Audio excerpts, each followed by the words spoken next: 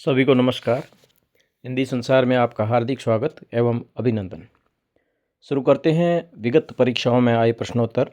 आदिकाल में सिद्ध साहित्य के प्रश्नोत्तर।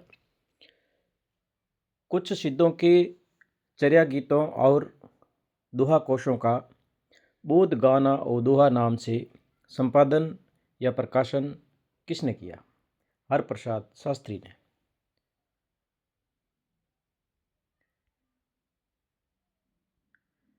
किस सिद्ध का जन्म मगध के क्षत्रिय वंश में हुआ था? डोम्बिपा।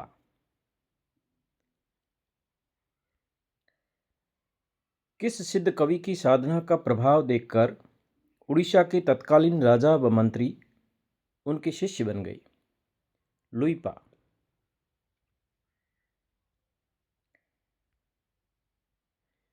किस सिद्ध कवि का जन्म कर्नाटक के ब्राह्मण परिवार में हुआ था? कणप्पा।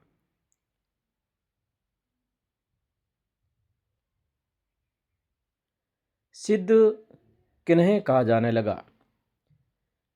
सिद्ध संप्रदाय को बौद्ध धर्म की परंपरा का हिंदू धर्म से प्रभावित एक धार्मिक आंदोलन माना जाता है। तांत्रिक क्रियाओं में आस्था तथा मंत्र द्वारा सिद्धि चाहने के कारण इन्हें सिद्ध कहा जाने लगा।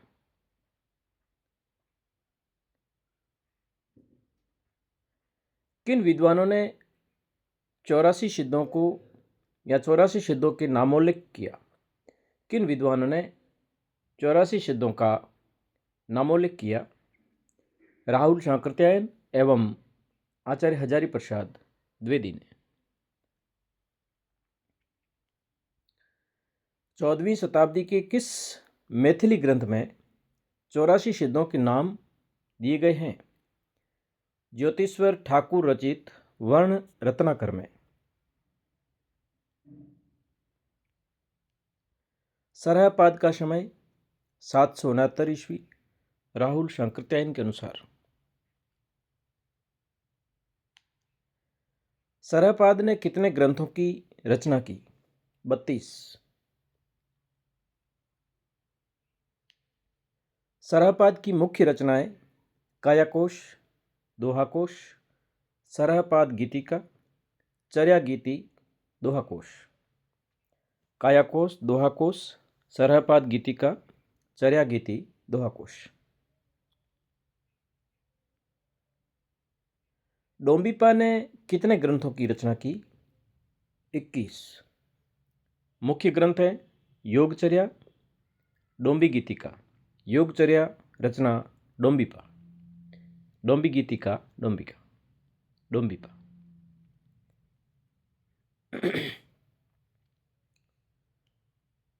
कणहप्पा की रचनाएं कितनी मानी गई हैं? कणहप्पा की 74। कणहप्पा की प्रमुख रचना है कणहपाद गीतिका।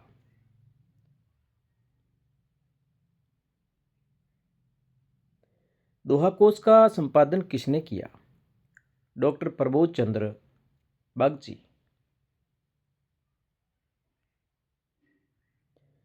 सिद्धों की सीधी सादी भाषा को भी लोगों ने खींचातानी करके दृष्टकूट बना उनकी भाषा को संध्या भाषा बना डाला। यह कथन किसका है? राहुल शांकृत्यायन।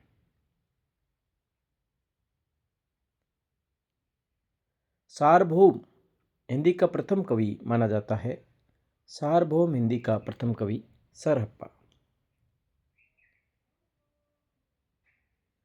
सिद्धों की रचनाओं की भाषा के संबंध में सत्य कथन क्या है? वह जीवन की स्वाभाविक अनुभूतियों की भाषा है।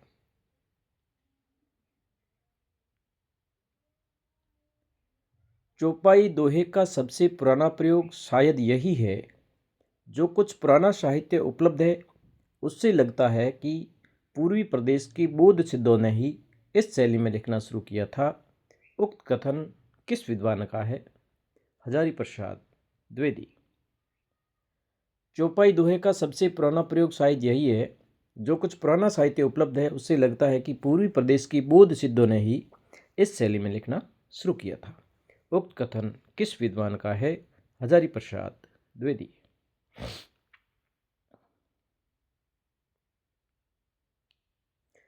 7वीं शताब्दी से ही हम सिद्धों की रचनाओं को अपनी भाषा के प्रारंभिक रूप में पाते हैं।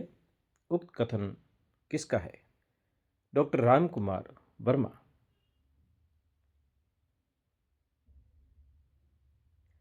सिद्धों के संबंध में संगत कथन: महाशुकवाद का प्रबल समर्थन, तंत्र और हठ योग का अनुसरण, वज्रयान धर्म का प्रसार, पाखंड और आडंबर का विरोध।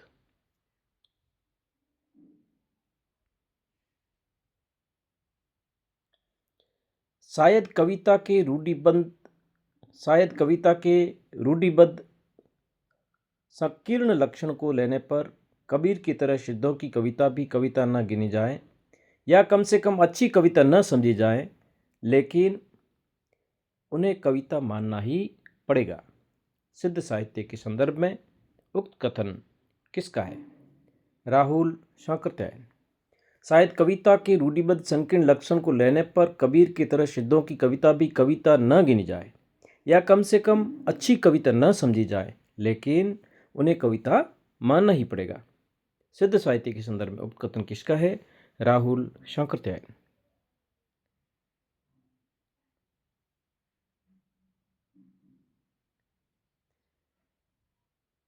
सिद्धों के चर्यापद देश की किस क्षेत्र में अधिक रचे गए और प्रचलित रहे? पूर्वी क्षेत्र में।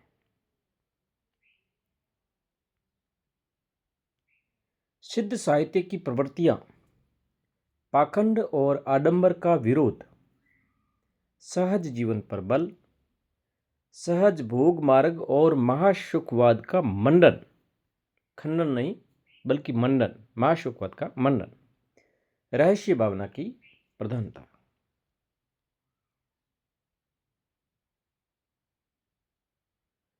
बौद्ध धर्म के सिद्धांतों में देश की बदलती हुई परिस्थितियों ने जिन नवीन भावनाओं की सृष्टि की, उन्हीं के परिणाम स्वरूप सिद्ध साहित्य की रूपरेखा तैयार हुई। सिद्ध साहित्य के प्रादुर्भाव विषयक यह कथन किसका है? राम कुमार वर्मा।